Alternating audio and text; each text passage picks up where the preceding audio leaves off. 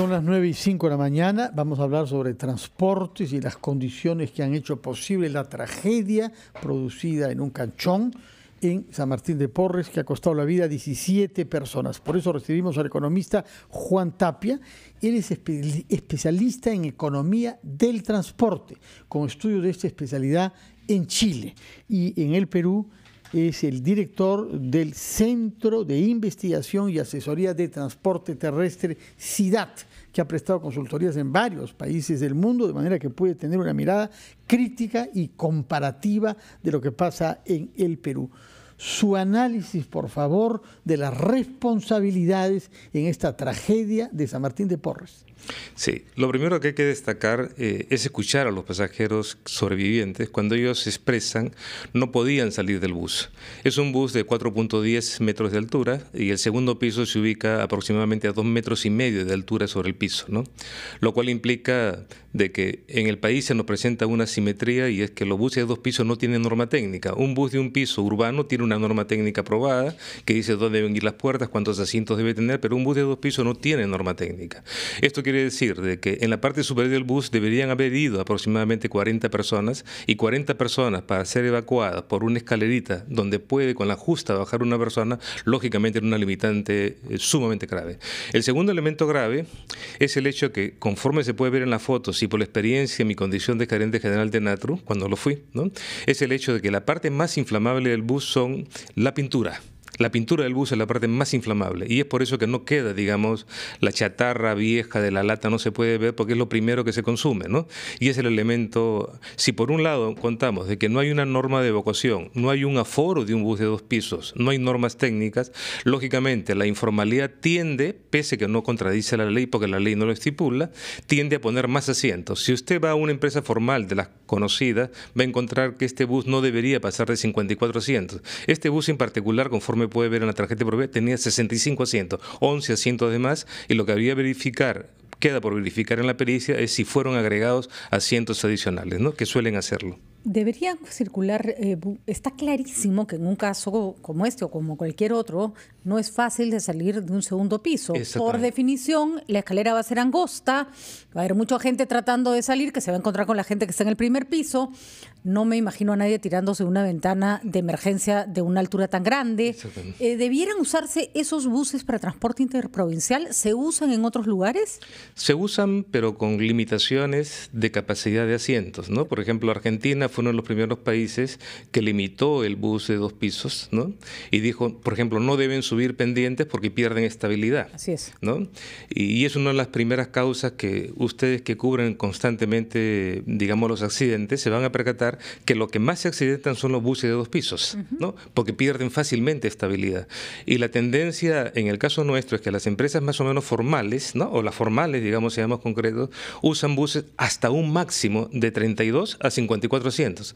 Pero estas empresas informales le ponen de 54 hasta 80, hasta 90 asientos. Ahora, el problema con esta empresa es que tenía aparentemente todo en regla. Tenía permiso, su bus estaba calificado, tenía el GPS. Lo único que le faltaba, entendemos, o que se había perjudicado, era la salida del terminal Marco Polo, que había sido clausurada para los buses que no fueran de la empresa que tenía esa terminal.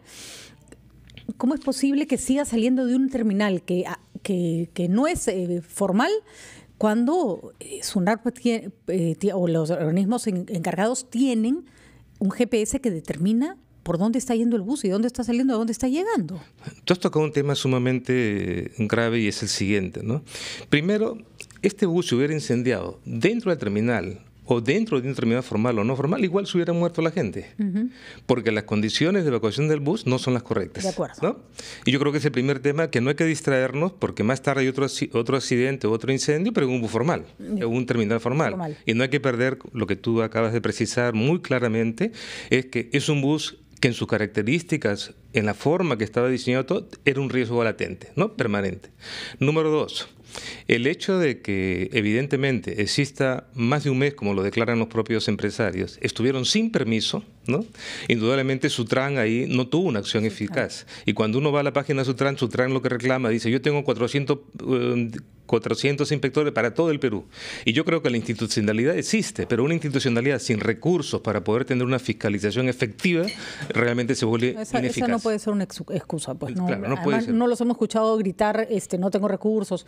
Y otro punto es, el Ministerio de Transportes y Comunicaciones le dio permiso a este canchón, porque ni siquiera es un terminal, para que operara desde el año pasado.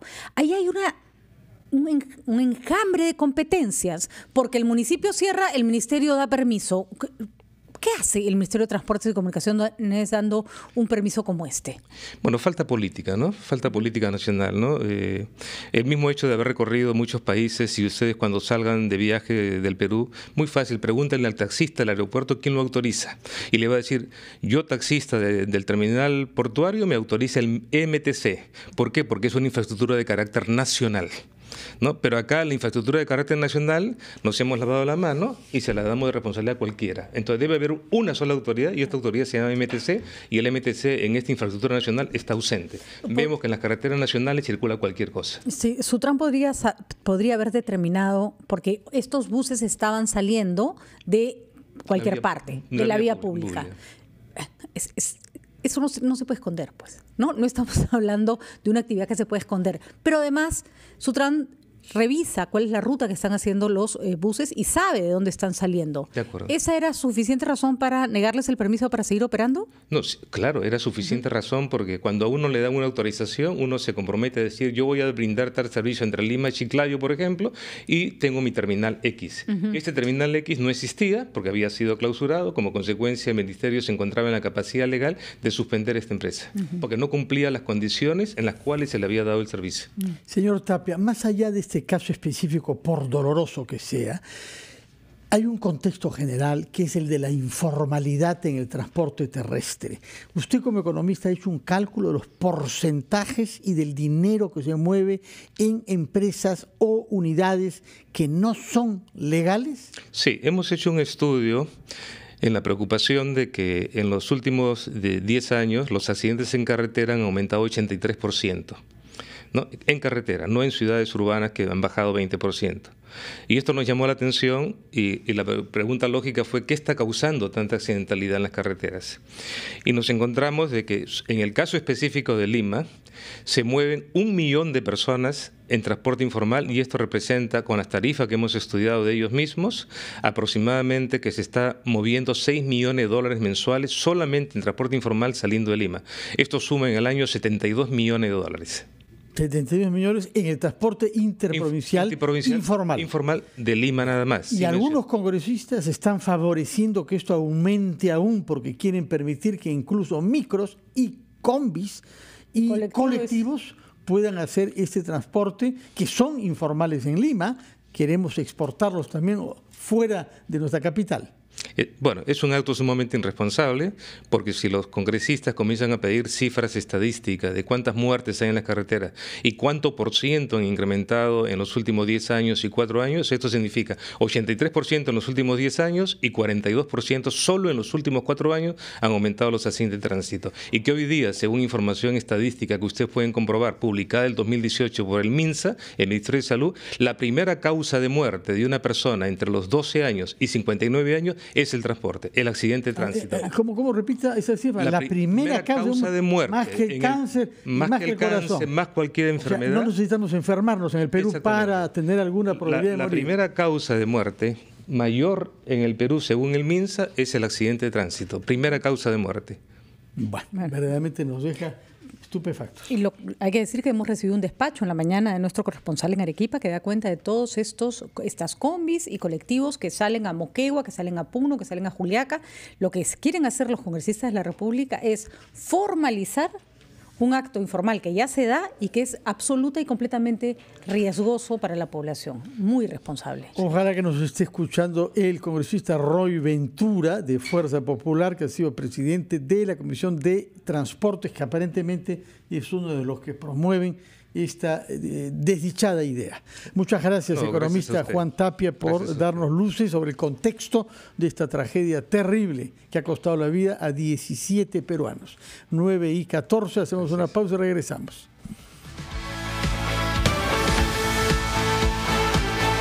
Son las 9:17, somos un país vulnerable a desastres naturales, sismos entre ellos, inundaciones, tsunamis.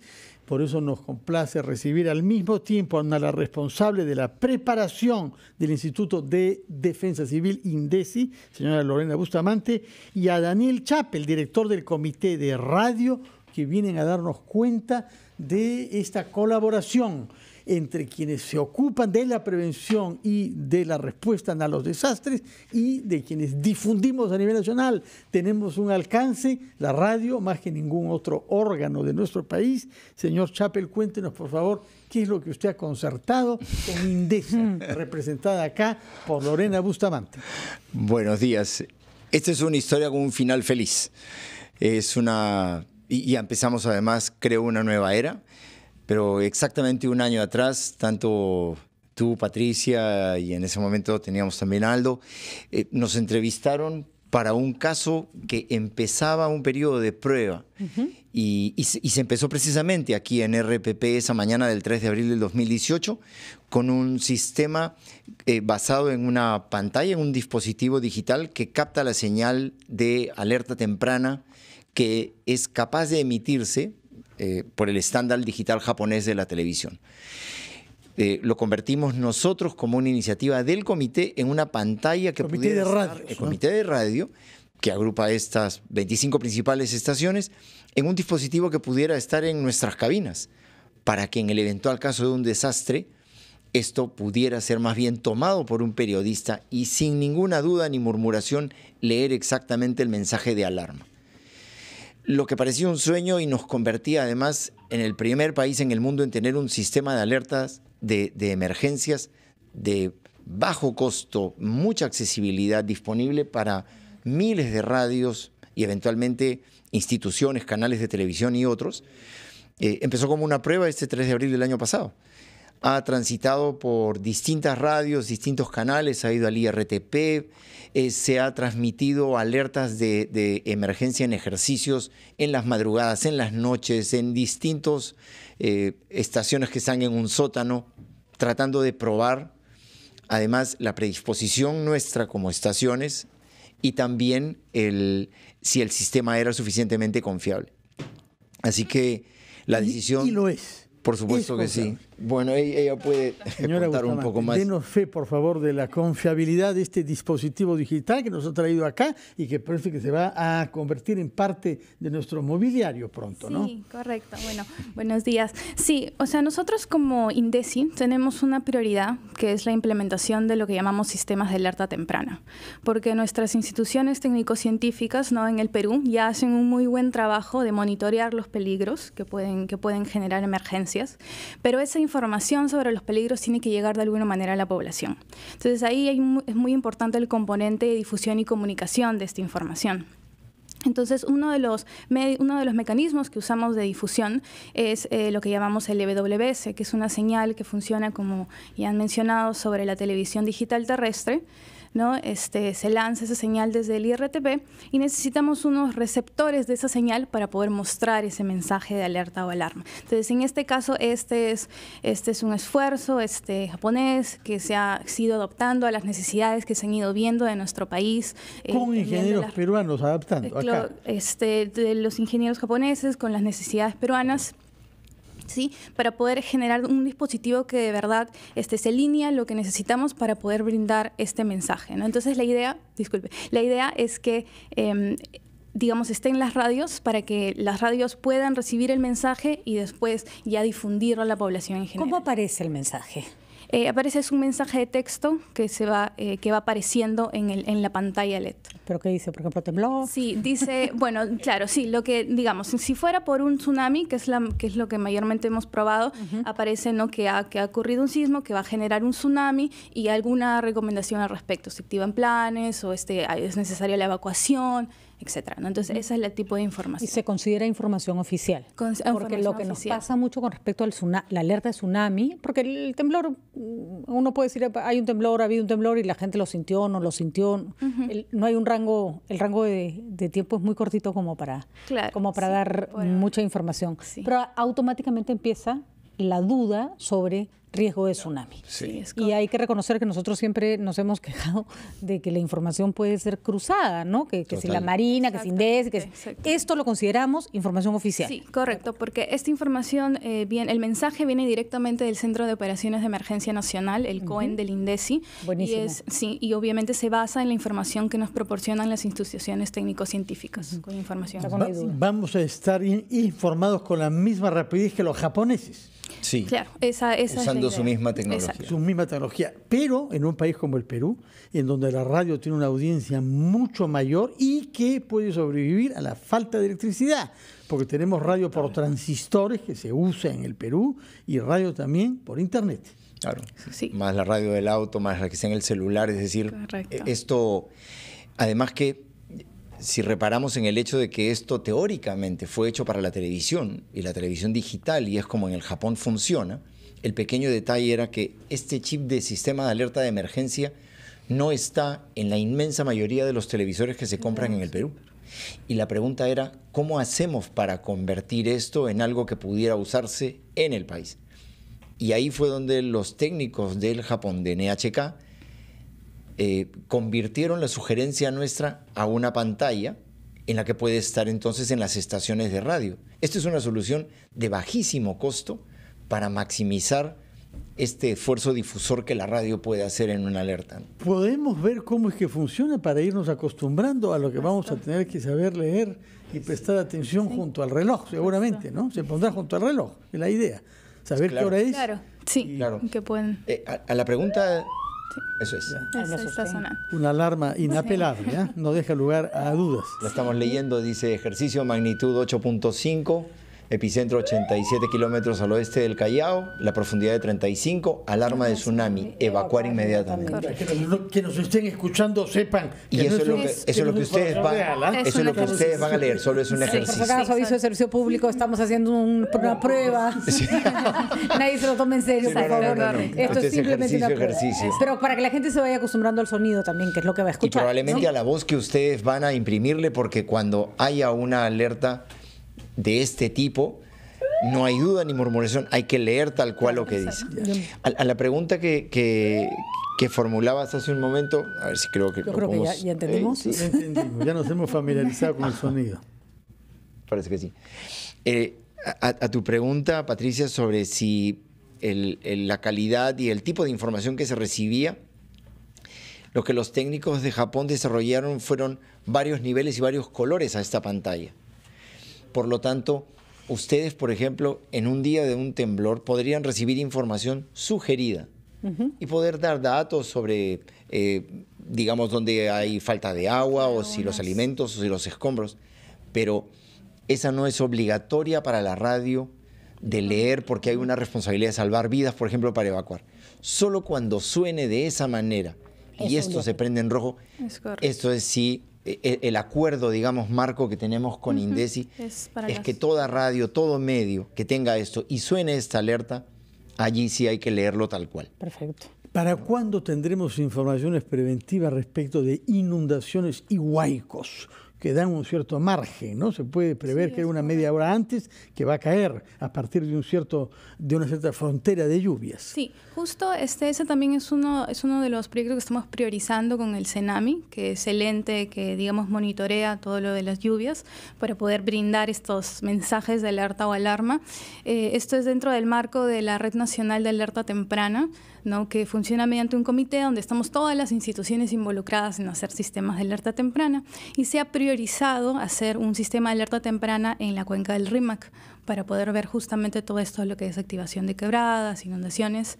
Y estamos trabajando en una metodología para poder, porque también es complicado que los diferentes lugares tienen diferentes cantidades de lluvia que causarían una activación, una inundación. Entonces requiere bastante estudio. Me imagino que en ese caso además la activación, la alarma es más localizada, ¿no? Correcto, y además porque no puedes mandar una alerta nacional para un lugar, ¿no? Exactamente. Ya nadie va a saber por dónde le va a caer el guayo y generas un pánico, ¿no? Claro, además, ojo que este sistema tiene geolocalización. Sí. O sea, cuando tengamos, por ejemplo, una alerta de tsunami con tiempos u horas de llegada distintas para distintas partes del litoral, Hilo recibirá una hora, Camaná recibirá otra hora, Pisco recibirán otros minutos, y desde el mismo COEM, usando los mismos sistemas en distintas radios en el litoral, van a recibir información también escalonada. Daniel Chappell, esto se instalará de inmediato en las radios que forman parte del comité de radio, pero no podemos invitar a nuestros colegas que no son todavía miembros para que adopten poco a poco estos sistemas de alerta temprana. Yo creo que sí, hay dos cosas y un efecto positivo de lo que estamos haciendo como ejemplo. Lo primero, que la instalamos hoy, y la instalamos en 10 de las 25 estaciones a lo largo del día. Se va a hacer un acto simbólico aquí, pero el grupo de Panamericana, el grupo de Corporación Radial también van a venir y van a tener las instalaciones. Vamos a lanzar un spot, pero hace una semana ya el Canal 9 estaba al tanto de lo que estábamos haciendo nosotros como comité de radio, y ellos acaban de empezar sus ejercicios de capacitación. Magnífica. Así que yo estoy seguro que toda la sociedad de radio y televisión, en principio, en los próximos 45 o 60 días, debemos sumarnos a este esfuerzo. Ya que estamos con este ánimo optimista, señor Chappell, ¿no se podrá añadir a esta alerta temprana informaciones sobre la corrupción? Bueno, para la siguiente etapa con los ingenieros japoneses. Prevención, alarma, corrupción. Correcto. Acá se está firmando que algo. Tú dices que se siente un invitado, ya suena. Mentira, es una broma. Gracias por la invitación y es un buen día para celebrar. Felicitaciones por este matrimonio entre la radio como el vehículo de difusión más importante en nuestro país e INDECI, que pone el pecho ante los desastres naturales a los cuales tenemos que resignarnos. Desde hoy Lima empieza a ser una ciudad más segura, y esperemos que pronto todo el país donde está el estándar digital también pueda adoptar esto, y que el MTC asuma un rol aquí, creo, mucho más proactivo para hacer el despliegue en esa pequeña radio de cada localidad, que también puede salvar vidas. Exacto. Señora Bustamante, muchas gracias por confirmar nuestra campaña. Informados, estamos preparados. Sí, correcto. Muchísimas gracias por su presencia, felicitaciones y buenos días. 9:30, regresamos a Ampliación de Noticias después de una breve pausa.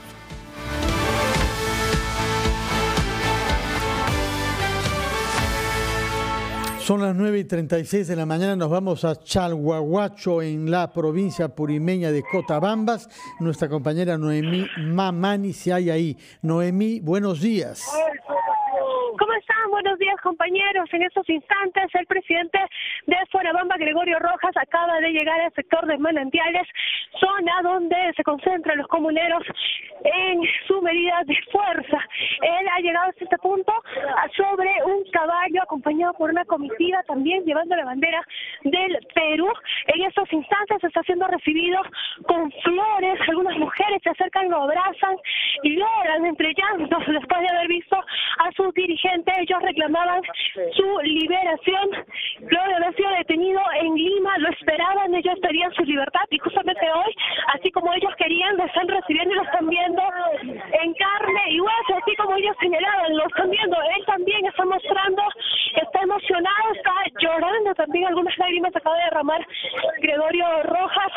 Recibe flores de todas partes, los comuneros hacen arengas por su liberación, están contentos, indican, pero ellos señalan que van a continuar su medida de fuerza. Al momento no ha dado declaraciones Gregorio Rojas, pero seguramente más adelante lo va a hacer, porque ya ha señalado que nos va a brindar algunos detalles de las decisiones que él pueda tomar próximamente con respecto a la medida de lucha que emprendió Fuerabamba. Bien, amigos, entonces, es la información que tenemos para ustedes. Adelante, estudios. Sí, Noemí, si nos escuchas, por favor, Queríamos saber si esta recepción es unánime o si hay sectores que se mantienen al margen, porque esos últimos días hemos visto algunas reservas que se han formulado contra la negociación o el diálogo que él estableció con el primer ministro, y también algunos objetaban el rol de la Iglesia Católica. Bueno, todavía no hemos conversado sobre eso. Imaginemos que hoy va a hablar con la gente. Está muchísima gente. Vemos aquí más de 200, 300 personas, comuneros que están aquí y van a escuchar seguramente lo que les tiene que decir, cuáles son los acuerdos, qué es lo que va a proseguir después de esto. Todavía está el saludo de la gente. En unos momentos más va a haber seguramente una reunión con ellos y posteriormente sus declaraciones a la prensa. Estas informaciones desde Chalhuahuacho, la llegada de Gregorio Rojas, presidente de la comunidad de Fuerabamba, al distrito en el que se ubica la mina de Las Bambas. Nos hace saber Noemí, y hemos visto las imágenes en la televisión de RPP, de una gran alegría y de muchísimas personas entregándole flores y otras manifestaciones de alegría por su llegada. Lo cual es una buena noticia, ¿no, Sí, Fernando? Porque noticia, si es la persona que va a servir o ha empezado a servir de contacto con el gobierno, es bueno saber que su comunidad lo recibe de una manera positiva, ¿no? Bueno, estaremos en contacto con Noemí a lo largo del día para ver cómo evoluciona el diálogo que lo va a mantener con nosotros, dirigentes de su comunidad. Pasaremos a hablar sobre cosas crudas que tienen que ver con el dinero y su circulación en los institutos financieros de nuestro país. Al Perú le costó 16 años aprobar una ley que permitiese que las cooperativas de ahorro y crédito pudiesen ser supervisadas por la Superintendencia de Banca y Seguros. Pese a los esfuerzos de último minuto que hicieron congresistas como Miguel Torres y Úrsula Letona, tenemos una ley vigente que impuso un plazo de 3 meses para que se inscribiesen todas las cooperativas. Y el resultado, al final de tanta batalla, no podía ser mejor, porque 413 cooperativas de ahorro y crédito se han registrado y serán supervisadas por la superintendencia. Recibimos por eso al superintendente adjunto responsable de las cooperativas, señor Oscar Basso. Buenos días, señor Basso. Muy buenos días, señor Basso. Fernando, Patricia, muchas gracias por la invitación. Las cosas parecen comenzar bajo los mejores auspicios, ¿no? Dicen los 3 días de vigencia plena de este registro, pero aparentemente el número de 413 garantiza que sean cooperativas de ahorro y crédito de todas nuestras regiones. Así es, de todo el país. Ha sido un esfuerzo bastante importante este primer paso que obligaba a la ley 3822, la ley que se aprobó en julio del año pasado, que fue promulgada por el presidente de la República el año pasado, y que entraba en vigencia el 1 de enero. ¿No? El primer mandato de la ley era la obligatoriedad de que todas las cooperativas de ahorro y crédito se registren. Nosotros elaboramos un registro bastante simple, hemos hecho una campaña de difusión amplia, hemos estado en más de 10 talleres a nivel nacional, tenemos más de 5.000 menciones en radio a nivel nacional, entrevistas, más de 40 entrevistas, conferencias de prensa, publicaciones, en fin, toda una serie de elementos que además acompañaban lo que era la base del tema, y era que el registro, dada la profundidad y la fuerza que establecía la ley, tenía que ser muy simple.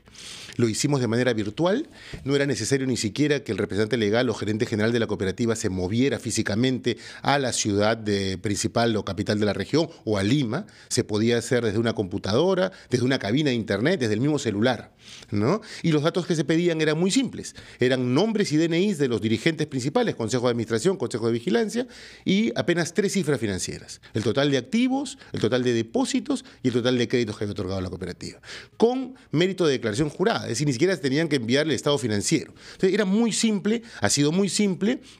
Y creo que el éxito radica justamente en que hayan 413 cooperativas de ahorro y crédito que ya están registradas y que van a comenzar a llevar adelante con nosotros de la mano un proceso de supervisión paulatino y de mediano y largo plazo, ¿no? Un aspecto fundamental que, por ejemplo, existe en cualquier entidad financiera supervisada es el fondo, el seguro de depósitos, ¿no es cierto? Cuando uno pone su dinero, más allá de que la entidad quiebre, uno tiene asegurada la devolución de su dinero hasta determinado monto. Así es. Unas cooperativas no existía. Hubo un pequeño fondo privado que tuvieron, pero estábamos hablando de entre 15 o 16 cooperativas, según tengo información. Ese fondo ya se disolvió, pero no era un fondo obligatorio para todas, como tampoco la supervisión era obligatoria para todas. En realidad, lo que existía hasta antes del 31 de diciembre del 2018 era un sistema en el que voluntariamente la cooperativa quería someterse a una supervisión, acudía al supervisor de ese momento, a la FENACREP, al gremio, ¿no? Y se sometía a dicha supervisión. Tampoco había posibilidad de sanción y tampoco habían criterios básicos, como indicas tú, Patricia, que tienen que ver con un resguardo, con una protección al ahorro, que no solamente está garantizada por el Fondo de Seguro de Depósitos, sino también por la labor de supervisión obligatoria que debe ejercer la entidad que para eso fue creada. ¿Y eso cuánto puede tomar? ¿Qué montos de reembolso pueden haber? Estamos nosotros, y es el único punto pendiente que tenemos, en justamente el cálculo que nos va a dar cuál debería ser el monto aproximado necesario, digamos. De recuperación, ¿no? Claro, pero también tiene que verse en función de la aportación que tienen que hacer las cooperativas. Aquí lo que se busca es que esto sea a la medida de la realidad del sistema cooperativo peruano. Y esa medida no necesariamente es la que existen ahora en las entidades de intermediación no cooperativa, como bancos, cajas y financieras. Nosotros estamos esta semana con una misión de la DGRB. La DGRB es la Confederación Alemana de Cooperativas de Ahorro y Crédito, el sistema cooperativo de ahorro y crédito más grande del mundo. Por excelencia. Por excelencia. Ellos nos están apoyando en validar el modelo actuarial que hemos elaborado nosotros, y una vez que ya recibamos la información financiera de estas 413 cooperativas, que son las que van a poder continuar operando, vamos a hacer los cálculos necesarios para establecer un monto adecuado y una aportación adecuada. ¿El plazo se cerró y no hay posibilidad de ampliación? La ley no contemplaba ningún plazo de ampliación y por eso es que el sistema se hizo con un criterio de difusión muy amplio y también bastante simple, ¿no? Que es lo que hemos, creo, logrado, ¿no? ¿Qué va a pasar con las recalcitrantes que no han querido registrarse? Bueno, nosotros entendemos que muchas de ellas han cerrado ya. Por ponerles un ejemplo, en este proceso de difusión, nosotros hemos enviado más de 800 oficios en varias oportunidades a muchas cooperativas. En el último sondeo, que ya lo hicimos con personal nuestro directamente, es decir, ya no por correo, en Lima, por ejemplo, de 113 cartas que quisimos entregar, solamente encontramos a 10 cooperativas. Es decir, 103 habían desaparecido, en algunos casos de repente cambiar de operación, o habían cerrado simplemente y dejado de operar. Hay algunas que se han transformado también en otro tipo de cooperativa, como por ejemplo, cooperativas de ahorro y crédito que no captaban depósitos, porque aquí, fíjense, lo fundamental es la protección del ahorro, del depósito, ¿no? Entonces, estas cooperativas no captaban y han tenido su asamblea y han decidido convertirse en una cooperativa de servicios múltiples, por ejemplo. Las cooperativas de servicios múltiples, a partir de la ley, ya no pueden tener depósitos. Y nosotros también vamos a salvaguardar que eso se cumpla, ¿no?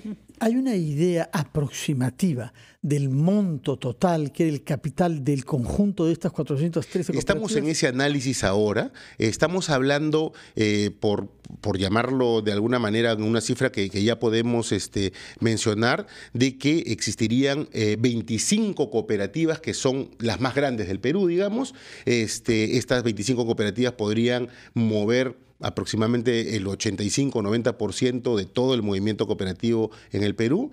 Y estas 25 cooperativas, de alguna manera, son aquellas que tendrían más formalidad, que habrían siendo sometidas, habían venido siendo ¿montos aproximados? En montos que no quisiera ser impreciso, estamos haciendo los cálculos ahora para dividirlas adecuadamente, para constatar las cifras. Dicho sea de paso, 413 han solicitado, no están aprobadas las 413, hay 293 que ya están aprobadas. Cuando tengan los montos nos los dice, para tener ideas claras sobre la economía peruana y los recursos que tenemos. Lo que sí podemos decir, por ejemplo, que estamos hablando de más de 1.800.000 socios cooperativos que están registrados. 1.800.000 socios cooperativos en estas 413 registradas. Muchísimas gracias, señor Oscar Basso. Recuerdo que usted es el superintendente adjunto responsable de las cooperativas en la Superintendencia de Banca y Seguros. Muchas gracias. Muchísimas gracias por la invitación. Hacemos una pausa y entramos a la recta final de ampliación de noticias.